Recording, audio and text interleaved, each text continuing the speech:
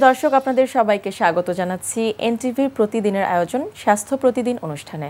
আপনাদের সঙ্গে আছি আমি ডাক্তার সানজিদা হোসাইন। দর্শক, যে বিষয়টি নিয়ে আজ আমরা আলোচনা করব সেটি হচ্ছে ইনফার্টিলিটি বা বন্ধ্যাত্ব। এই বিষয়টি নিয়ে আলোচনার জন্য আমাদের স্টুডিওতে আজ উপস্থিত আছেন একজন বিশেষজ্ঞ চিকিৎসক। চলুন পরিচিত হই আমাদের আজকের অতিথির সাথে। অধ্যাপক ডক্টর ফিরোজা বেগম 1955 সালের 12 সেপ্টেম্বর বরিশাল জেলায় জন্মগ্রহণ করেন। তিনি 1979 সালে স্যার সলিমুল্লাহ মেডিকেল কলেজ থেকে MBBS ডিগ্রি অর্জন করেন। এরপর তিনি 1986 সালে চিকিৎসা বিজ্ঞানে FCPS ডিগ্রি লাভ করেন। বর্তমানে তিনি বঙ্গবন্ধু শেখ মুজিব মেডিকেল বিশ্ববিদ্যালয়ের অপস অ্যান্ড গাইনি বিভাগের অধ্যাপক হিসেবে কর্মরত আছেন। ম্যাডাম, আপনাকে স্বাগত জানাচ্ছি আমাদের অনুষ্ঠানে। তোমাকেও ধন্যবাদ। ম্যাডাম, যেটি বলছিলাম আমাদের আজকের বিষয় আলোচনার যে ইনফার্টিলিটি বা আজকাল কিন্তু এই সমস্যাটা অত্যন্ত জটিল একটি সমস্যা এবং সাধারণ একটি সমস্যায় পরিণত হচ্ছে, ধীরে ধীরে বাড়ছে। তো এটার পেছনের কারণগুলো কি কি? বন্ধ্যাত্ব বা ইনফার্টিলিটির মূল কারণগুলো যদি আমাদের একটু বলতেন। বন্ধ্যাত্ব আসলে ছেলে মেয়ে দুইজনেরই, অর্থাৎ কিনা স্বামী স্ত্রী যে কোনো একজনের কারণেই কিন্তু বন্ধ্যাত্ব হতে পারে। হাজব্যান্ডের দিক থেকে যদি আমরা চিন্তা করি তাহলে তার শুক্রকীট বা ধাতুর মধ্যে তার কি অবস্থা আছে, শুক্রকীটের পরিমাণ কি পরিমাণ আছে, সেটা একটা ইম্পর্টেন্ট কারণ। এখন এই যে ধাতুর মধ্যে যে শুক্রকীটের কম অনুপস্থিতি, সেটা বিভিন্ন কারণে হতে পারে। আমাদের লাইফস্টাইল এখন চেঞ্জ হয়ে গেছে, আমাদের কাজের এনভায়রনমেন্ট চেঞ্জ হয়ে গেছে, আমরা অনেক বেশি ইলেকট্রনিক্স জিনিসগুলো ইউজ করি যেটা স্পার্মের কোয়ালিটিটাকে নষ্ট করে। সারাদিন একটা ছেলে মানুষ সারাদিন বাইরে কাজ করে, এই হট এনভায়রনমেন্টও কিন্তু তার স্পার্মের কোয়ালিটি ড্যামেজ করে দেয়। আচ্ছা, তো এগুলো একটা যেমন আসছে। তারপরে হচ্ছে আমাদের ড্রাগ চলে আসছে, ড্রাগ, অ্যালকোহল, স্মোকিং। মেলদের ক্ষেত্রে তো এই কারণটা অনেক বড় একটা কারণ, এই যে অ্যালকোহল যারা তাদের ক্ষেত্রে ড্রাগ, ইলিসিট ড্রাগ একটা ইম্পর্টেন্ট কারণ। আচ্ছা, এখন এটা কিন্তু আমাদের সমাজে অনেক বেশি চলে আসছে।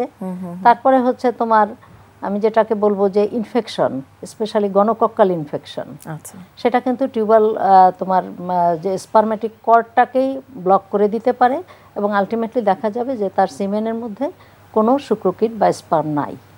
তো এগুলো একটা জিনিস। আর একটা হতে পারে যে কিছুটা অনেক সময় দেখা যায় যে আমাদের জেনেটিক কারণেও কিন্তু তার এটা হতে পারে। বয়স একটা ইম্পর্টেন্ট কারণ, সেটা ছেলেদের বেলায় হোক মেয়েদের বেলায় হোক, বয়স একটা ইম্পর্টেন্ট কারণ যে ইনফার্টিলিটির জন্য। যে বয়সের সাথে সাথে যে তার শুক্রকীটের পরিমাণ কমে যায়, শুক্রকীটের তার কোয়ালিটি নষ্ট হয়ে যায়, সেটাও আমাদের মাথায় রাখতে হবে। আর কিছুটা আছে আমাদের হরমোনাল, যেটা বডির থেকে যে হরমোন যেটা আসতেছে সেটা সাফিসিয়েন্টলি কাজ করতেছে না। অথবা একটাও হতে পারে যে তার টেস্টিস তার যথাযথ জায়গায় নাই, হয়তো সেটা পেটের ভিতরে রয়ে গেছে। আবার কিছু কিছু আছে, যেমন সে আজকাল দেখো যে কেমোথেরাপি মানুষের অনেক কিন্তু ক্যান্সার হচ্ছে এবং কিছু কিছু ক্যান্সারে কেমোথেরাপি ড্রাগসগুলো তার স্পার্মকে নষ্ট করে দেয়। তারপরে হচ্ছে সারাদিন যারা বাইরে কাজ করে, যে দাঁড়ায় কাজ যারা বেশি করে, তাদের বেলায় দেখা যায় যে ভেরিকোসিল বেশি হয়। এই ভেরিকোসিলও কিন্তু স্পার্মের কোয়ালিটিটাকে নষ্ট করে দিচ্ছে। আচ্ছা, মেইলের ক্ষেত্রে অনেকগুলো কারণের কথা শুনলাম, ফিমেলদের ক্ষেত্রে কি এটি আরো কিছু কারণ রয়েছে? ফিমেলের কারণে ইনফার্টিলিটির এখন যেটা আমার কাছে মনে হচ্ছে যে এর বয়স একটা কিন্তু বিশাল ব্যাপার। আমাদের বিয়ের বয়স বেড়ে যাচ্ছে, আচ্ছা, সেটা একটা বিশাল ফ্যাক্টর হিসেবে কাজ করে। মেয়েদের পড়াশোনার আগ্রহ বাড়ছে, চাকরি সবকিছু মিলাই আমাদের বিয়ের বয়সটা বেড়ে যাচ্ছে, যে কারণে আলটিমেটলি দেখা যাচ্ছে যে অনেকের এমনও আছে যে 37, 38, 39 এই যে গিয়ে বিয়ে হচ্ছে। তো সেক্ষেত্রে ইনফার্টিলিটি তাদের জন্য একটা প্রবলেম। এবং বয়স যখন বেড়ে যায় তখন বিভিন্ন অসুখ কিন্তু ওই অর্গানগুলোতে, ফিমেল অর্গানগুলোতে হয়। যেমন ধরো জ্বরের ভিতরে তখন টিউমার চলে আসে, অনেক সময় দেখা যায় যে টিউব ব্লক হয়ে যায় ইনফেকশনের কারণে। হয়তো কেউ বাচ্চা এখন নেওয়ার, সে চিন্তা করছে যে আমি এখন নেব না, পরে নেব, সে এমআর করলো, সেই ইনফেকশন থেকে টিউবাল ব্লক হয়ে যেতে পারে। তারপর আরেকটা জিনিস যেটা দেখা যাচ্ছে এখন প্রায় আমরা দেখি রোগীদের মধ্যে, সেটা হচ্ছে এন্ডোমেট্রিওসিস বলে একটা অসুখ আছে, যেটা ওভারির সিস্ট তৈরি করে এবং ওভারিটাকে ড্যামেজ করে দেয়। আচ্ছা, এটি বোঝার আসলে মানে কোনো কারণ রয়েছে কিনা, বা কোনো আসলে কিভাবে বোঝা যাবে এই সমস্যাটা? মেয়েদের বেলায় আমরা, ছেলেদের বেলায় যখন একটা ইনফার্টাইল কাপল আসে, আমরা চাই যে সবসময় হাজব্যান্ড ওয়াইফ একসাথে আসুক। ছেলেদের মধ্যে তুমি একটা টেস্টেই আমরা যদি করি তাহলে তার সম্পর্কে অনেক কিছু ইনফরমেশন জানা যায়, সেটা হচ্ছে একটা সিমেন অ্যানালাইসিস। মেয়েদের মধ্যে যেমন যে টেস্টটা আমরা প্রথমে করি সেটা হচ্ছে একটা ট্রান্সভাজাইনাল আলট্রাসোনোগ্রাফি, যেখানে আমি ইউটেরাসের কোনো সমস্যা আছে কিনা দেখতে পাই, তার জরার ভিতরে যেখানে বেবিটা থাকবে সেই জায়গাটা ডেভেলপমেন্ট কীরকম হচ্ছে সেটা আমরা দেখতে পাই, এবং ওভারি আমরা দেখতে পাই। ওভারি মানে ডিমের থলি যেটা, সেটার মধ্যে ডিমের পরিমাণটা কিন্তু তখন আমরা দেখে বুঝতে পারি, ওটার সাইজ দেখে আমরা বুঝতে পারি। তো আর অথবা ওখানে কোনো সিস্ট আছে কি না সেটাও আমরা দেখতে পাই। কিন্তু যেটা আমরা দেখতে পাই না সেটা হচ্ছে টিউব। টিউব অনেক সময় দেখা যায় যে ব্লক থাকে, সেটা কিন্তু দেখা যায় না। যদি টিউবের ভিতরে পানি জমে ফুলে যায় তখন কিন্তু টিউবটা দেখা যায়। আচ্ছা, এছাড়া দেখা যায় না। কোনো ব্লক থাকলে সেটা বোঝার কোনো উপায় না, নেই। ব্লক থাকলে, অল্প ব্লক থাকলে সাধারণত বোঝা যাবে না। তো সেক্ষেত্রে আমাদের যেটা করতে হয়, যেটা বয়স কম থাকলে আমরা বলি এই মেয়েদেরকে, যেমন 30 নিচে হলে তখন আমরা বলি যে এদের জন্য এক্সরে বা হিস্টেরোসালফিঙ্গোগ্রাফি একটা উপায়, যে বা টিউবটা ঠিক আছে কিনা বোঝা। কিন্তু যাদের বয়স বেশি তাদের বেলায় কিন্তু বেস্ট ওয়ে হচ্ছে ল্যাপ্রোস্কোপি করে টিউবটা দেখে নেওয়া যে টিউব ঠিক আছে কিনা, এবং এরপরেই ট্রিটমেন্ট স্টার্ট করা উচিত। কারণ আমি যদি না জেনে আমি ট্রিটমেন্ট দেই, সেই ট্রিটমেন্টটা কিন্তু ওই কাপলের জন্য কোনো খুব হেল্প, এটি ডায়াগনোসিসটা অত্যন্ত বড় একটি বিষয় ট্রিটমেন্টের ক্ষেত্রে, এবং কি কি ট্রিটমেন্ট দেওয়া হবে তার জন্য বড় একটি ভূমিকা পালন করে ডায়াগনোসিসটা। কি কারণে মানে বন্ধ্যাত্ব হচ্ছে সেটি বোঝার আর কি কি উপায় রয়েছে, এবং মেল না ফিমেল সেটি আপনারা আসলে নির্ধারণ করেন কিভাবে? ওই যে বললাম যে মেইলের কজ যেটা, সেটা হচ্ছে তোমার হিস্ট্রিটা তার একটা ইম্পর্টেন্ট। আর দ্বিতীয় যেটা সেটা হচ্ছে তোমার সিমেন অ্যানালাইসিস। তারপরে আমরা যদি দেখি যে না সিমেনের শুক্রকীট একেবারেই নেই, তখন আমরা তাকে হরমোন টেস্ট করি, যেটা কি টাইপের। এবং অনেক সময় আমরা বলি যে ফিজিক্যাল এক্সামিনেশন, সেটা সাধারণত আমরা ইউরোলজিস্টের হেল্প নিয়ে থাকি। আর ফিমেলের কারণে যেটা আমরা বললাম যে একটা ট্রান্সভেজানাল আলট্রাসোনোগ্রাফি, তারপরে তার মাসে মাসে ওভুলেশন হচ্ছে কিনা সেটা দেখার জন্য তার হিস্ট্রি প্লাস হচ্ছে তার কিছু হরমোন টেস্ট আমরা করি। সেই হরমোন টেস্ট করলে আমরা বুঝতে পারবো যে তার ওভুলেশন, যে ডিমটা তার নিঃসরণ হচ্ছে কিনা, এবং ডিম আসার পথে যে ব্লক যেটা বা বাধা আছে কিনা সেটা টিউব টেস্ট করি। এটা করে আমরা বুঝতে পারি যে কোথায় সমস্যাটা। আমি যখন সমস্যা আমি জানবো তখন আমার জন্য চিকিৎসা দেওয়া সোজা, যে আমি ওই জায়গাটায় চিকিৎসা দিব। কিন্তু প্রায় দেখা যায় যে রোগীরা হয় কি বছরের পর বছর শুধু ওভুলেশন ইনডিউসিং ড্রাগস খেয়ে আসছে, এবং হয়তো তারা ডাক্তারের কাছে যাচ্ছেন কিন্তু আশানুরূপ রেজাল্টটা পাচ্ছেন না সেভাবে। কারণ তারা একটি সন্তান মানে দম্পতির জন্য তো খুব কাঙ্ক্ষিত একটি বিষয়, এবং তাদের স্বপ্ন থাকে। তো আসলে সঠিক যে ডায়াগনোসিসটা বা ট্রিটমেন্টটা সেটি আসলে কোথায় গেলে পাওয়া যাবে, বা আসলেই সেই আদৌ সেই চিকিৎসা তারা সঠিকভাবে পাচ্ছেন কিনা সেটি কি কেউ বুঝতে পারবেন? সেটা রোগীরা তো বুঝতে পারবে না, তবে আমাদের নিজেদেরও একটু, ডাক্তারদেরও একটু কেয়ারফুল হওয়া দরকার, যে আমি যে কারণগুলো বললাম কারণগুলো ফাইন্ড আউট করে যদি চিকিৎসা দেই তাহলে আমাদের সেই চিকিৎসাটার সাকসেসটা ভালো আসবে।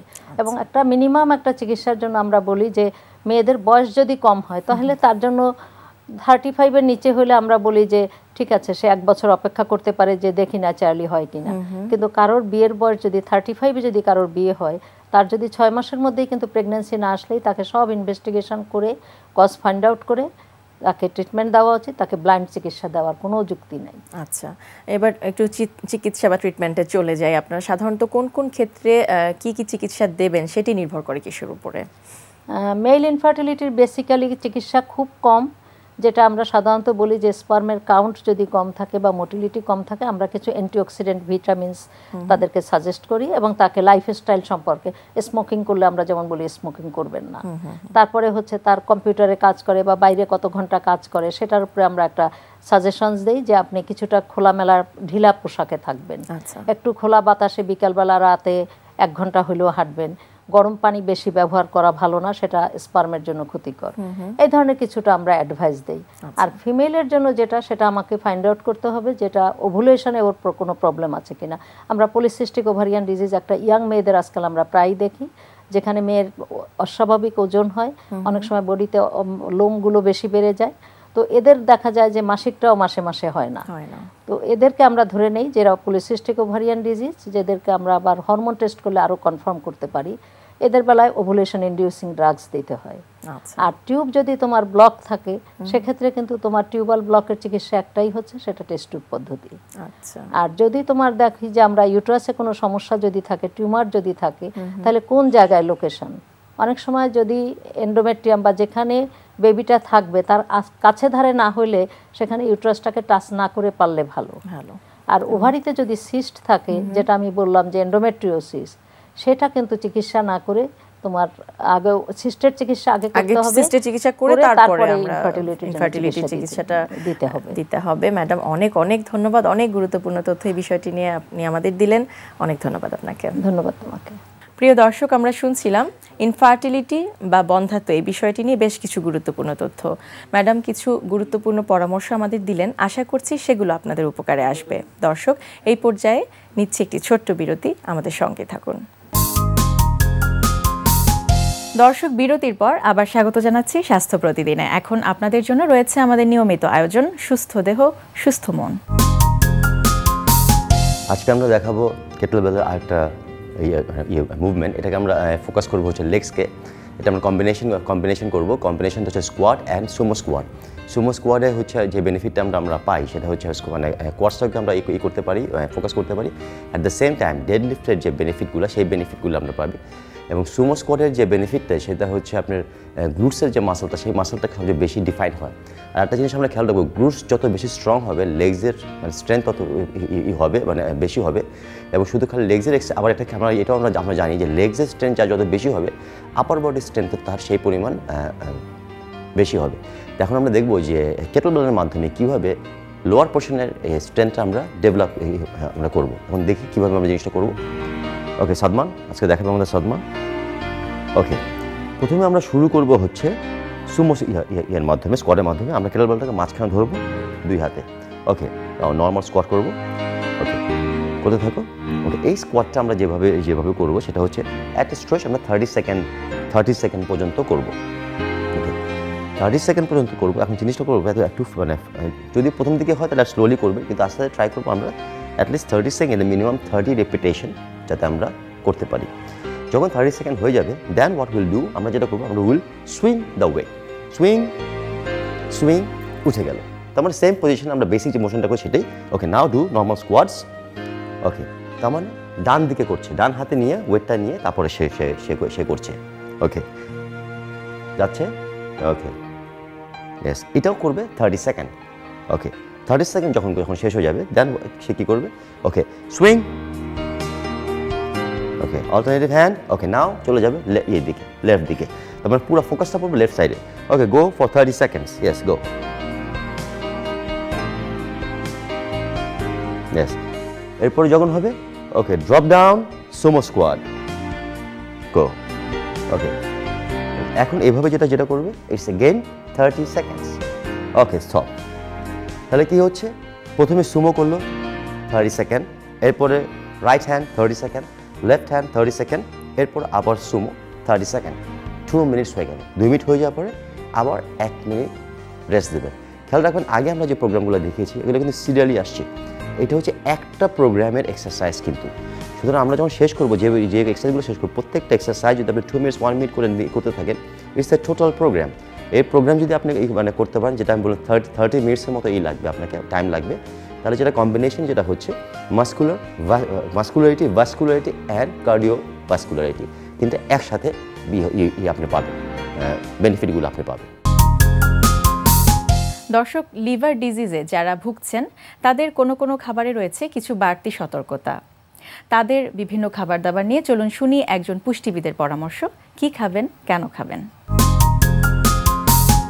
লিভার মানবদেহের সর্ববৃহৎ গ্রন্থি। দেহ প্রক্রিয়ায় যতগুলি কাজ হয় তার সব কিছুর সাথেই লিভার জড়িত। তাই সুস্থ থাকার জন্য আমাদের লিভারের যত্নের প্রয়োজন। গুড নিউট্রিশন আমাদের লিভারকে সঠিকভাবে কাজ করতে সহায়তা করে।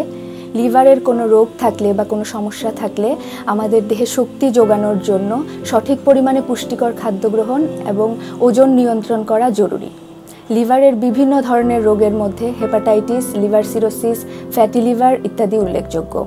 লিভারের রোগগুলির মধ্যে যে সকল কারণ দায়ী করা হয় তার মধ্যে উল্লেখযোগ্য হচ্ছে দেরিতে ঘুমাতে যাওয়া, ঘুম থেকে দেরিতে ওঠা, সকালবেলা ইউরিন পাস না করা, ব্রেকফাস্ট না করা, অতিরিক্ত ভাজা পোড়া চর্বি জাতীয় খাবার গ্রহণ, অ্যালকোহল জাতীয় খাবার গ্রহণ ইত্যাদি উল্লেখযোগ্য।